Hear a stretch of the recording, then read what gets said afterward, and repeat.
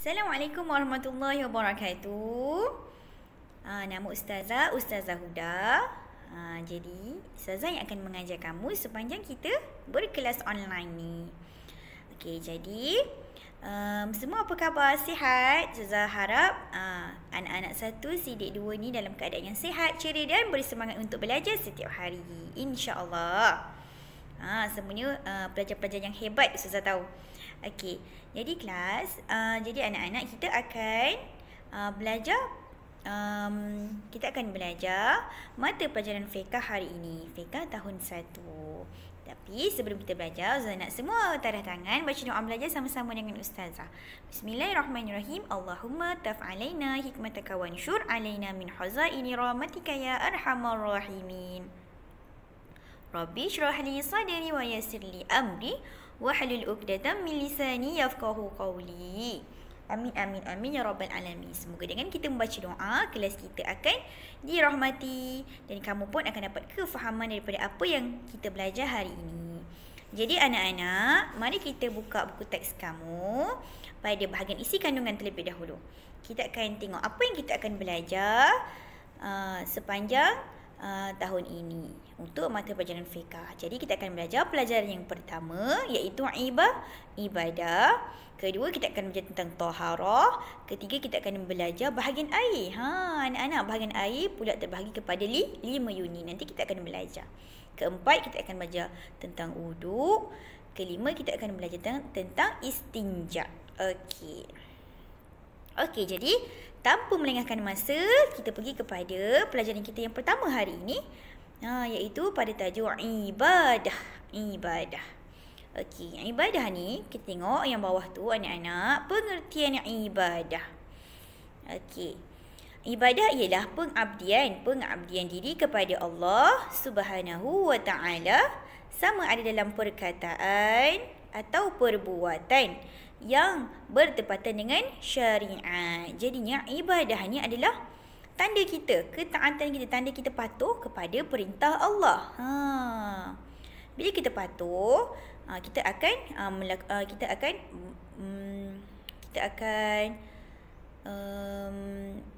mengaplikasikan, kita akan dari segi perkataan kita, perbuatan kita akan bertepatan dengan perintah Allah. Contoh kalau dari segi perkataan, kita kena bercakap, Allah perintahkan kita untuk bercakap perkara-perkara yang baik, bukan perkara yang buruk. Jadi kita tak cakap tentang orang, kita cakap perkara yang baik je. Jadi itulah maksudnya kita mengikut perintah Allah. Itulah ibadah. Bila mana kita mengikut perintah Allah dari segi perkataan atau perbuatan, maka ia dipanggil ibadah. Okey. Jadi kita ulang balik anak-anak, ibadah ialah pengabdian diri kepada Allah Subhanahu wa taala, sama ada dari segi perkataan atau perbuatan yang bertepatan dengan syariat. Apa sahaja yang kita lakukan dari segi perkataan atau perbuatan yang tidak melanggar perintah Allah, maka dia dinamakan ibadah. Okey. Ni anak-anak ulang banyak kali, nanti anak-anak akan hafal. Okey, tak apa. Okey, kita dah pergi isi kandungan, kita dah pergi kepada pengertian. Kita masuk kepada muka surat 2 anak-anak. Kita tengok contoh-contoh ibadah. Ada 5 gambar dekat buku teks tu. Anak-anak boleh tengok. Pertama, 4 orang lelaki sedang solat berjemaah. Bila kita kata berjemaah, maka tidak boleh seorang, kita kena 2 dan ke atas. Jadi ada 4 orang, jadi dinamakan solat berjemaah. Solat berjemaah ibadah. Kedua, gambar yang lelaki pakai baju purple tu, baju Melayu warna purple tu, warna ungu tu, sedang membaca Al-Quran. Membaca Al-Quran pun mestilah dinamakan ibadah.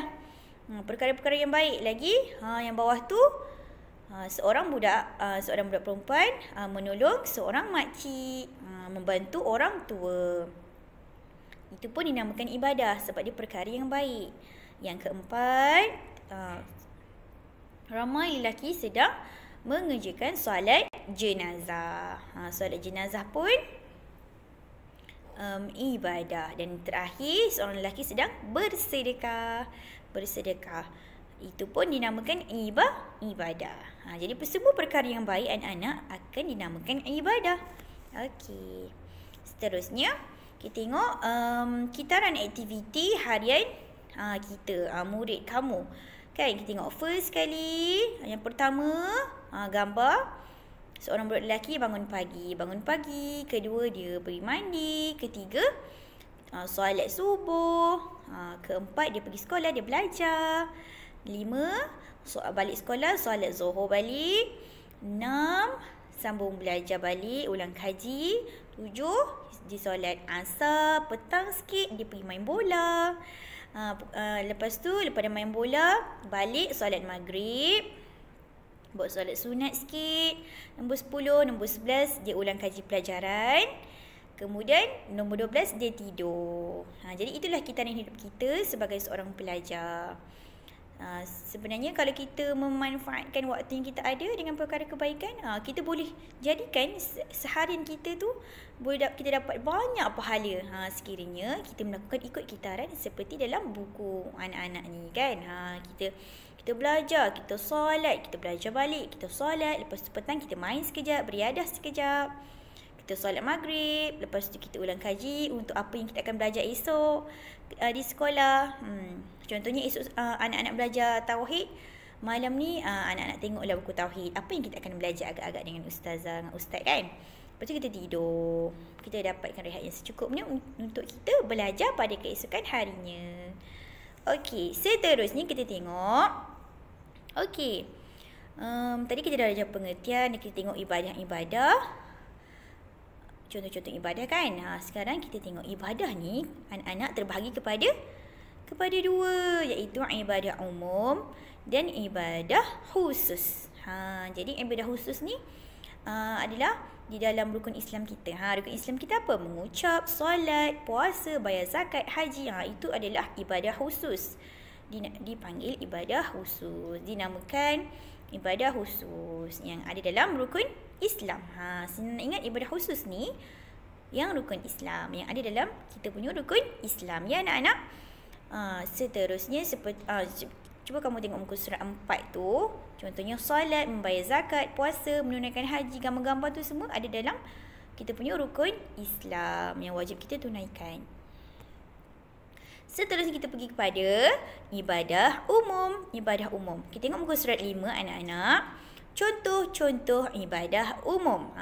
Ibadah umum ni adalah selain daripada rukun Islam kita. Contohnya membantu, gambar yang pertama, seorang anak perempuan membantu ibu bapanya.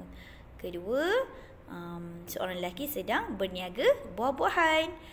Yang bawah, yang dekat tengah tu, budak lelaki sedang belajar. Pelajar lelaki sedang belajar di sekolah, mengulang kaji pelajaran. Seterusnya sebelah tu lelaki dan perempuan sedang membersihkan halaman, membersihkan kawasan.